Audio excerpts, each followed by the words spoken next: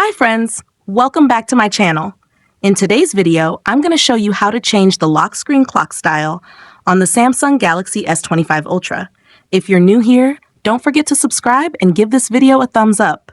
Now let's dive in. Step 1. First, unlock your phone and open the Settings application.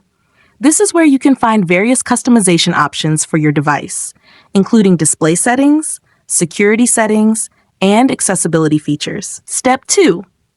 Now, locate the search icon in the top right corner and tap on it. The search feature makes it much easier to find specific options without having to scroll through multiple menus manually. Step 3.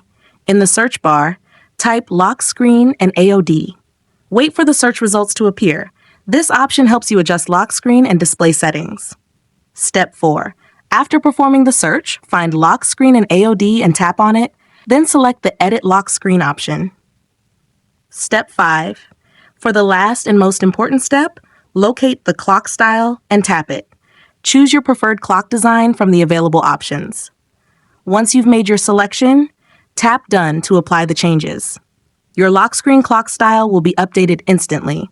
If you found this tutorial helpful, don't forget to give it a thumbs up and subscribe to my channel for more great tips.